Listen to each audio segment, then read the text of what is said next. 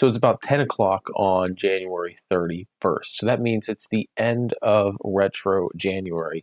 And there will probably be some nominations between now and midnight and even later, depending on where you are in the world in relation to me. And I just wanted to talk a little bit about Retro January because this went a lot better than what I thought it was going to, being brand new, and that it quite frankly was a last minute idea a few days before January. So let's go over it, and we're going to specifically focus on Retro January posts on X, although it went through a lot of other social media platforms. So I'm just looking at the Retro January tag here on X, and throughout the whole month, there was some very common themes. Rudy's retro intro. I've seen this 2 or 3 times. Trina. Trina keeps popping up as she should. So is Tech Ambrosia. Really great channels. One thing I really loved about Retro January, and the whole reason I started this, was to showcase creators that maybe I'm not following, maybe you're not following, and this is a perfect example right here. High Treason 610. I'm not subscribed, but you know what? I am now. Hey, this tag right here on this channel, old hardware and games reviewed and talked about. Perfect. That's all I need, right? I'm sold. This is the first time I look at this channel. Look, these are really cool thumbnails. That is pretty slick, and that's retro, right? I love it. It has like a late 80s and early 90s vibe with the color change on it. So there you go. High Treason 610, you got a brand new subscriber. That was the point of this, because I found this is really cool here. His little retro room tour.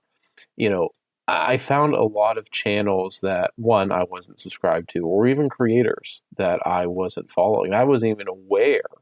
But what I really liked about it was I found people that I was watching. Maybe they were suggested to me in the algorithm, and for whatever reason, I wasn't subscribed to them.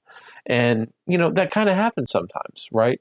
You'll be watching somebody on YouTube, it'll be recommended to you, and there's videos will keep being recommended because you're liking and watching them. But for whatever reason, you're not subscribed.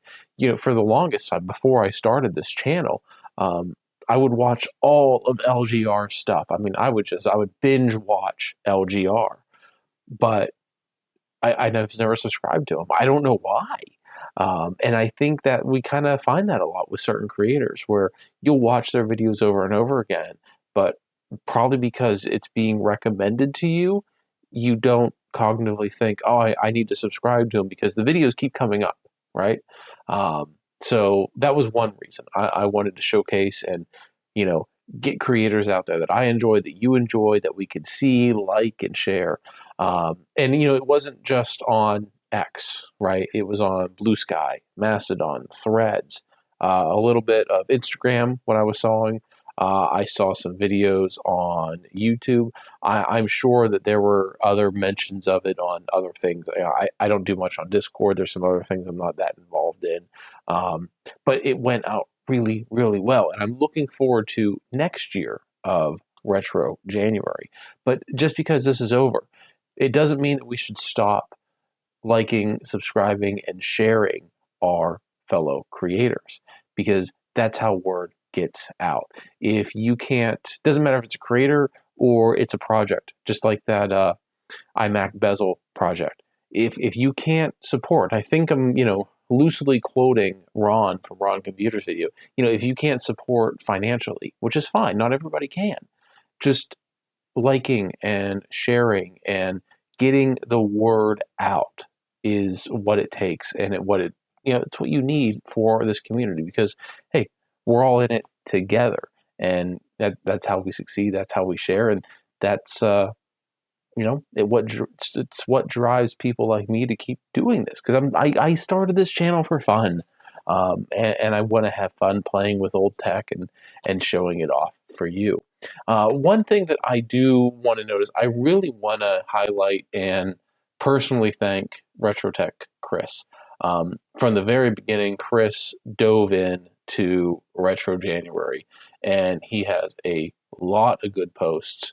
A lot of he had a Retro January job posting here, but no, Chris had a lot of really good posts. He recommended a lot of great people.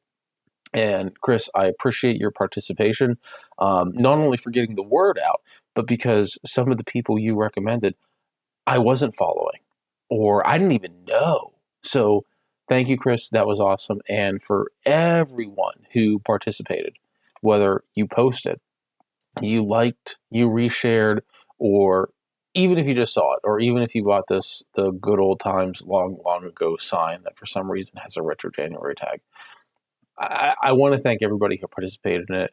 I really hope that we have a good turnout next year. But I'll say it again, and I'll end the video on it. It's not just about doing this in January. We should be doing this all year round because hashtags are important. Hashtags are how social media works. you know, love it or hate it, but that's how this community works, and that's how we can raise awareness for other creators. So, the last thing I'll leave with you, if there is a creator that you like, that you watch, make sure you subscribe to their content. Make sure you're liking, hitting the bell, doing all of the things that you should be doing to boost their videos, boost their participation on X, Blue Sky, Mastodon, whatever it is. Maximum participation helps them. It gets the word out. But most importantly, share it by word of mouth. Post about it. Tell your friends about it. Because this is a perfect example. When all of you posted a new creator that I wasn't following on Retro January, I checked out their page. I followed them. I watched their videos. It's this whole self-licking ice cream cone of promotion, and that's the best thing about it. So for me and for everybody else, if you like what all of our retro creators are doing, like, subscribe, and tell your friends. We'll catch you next time.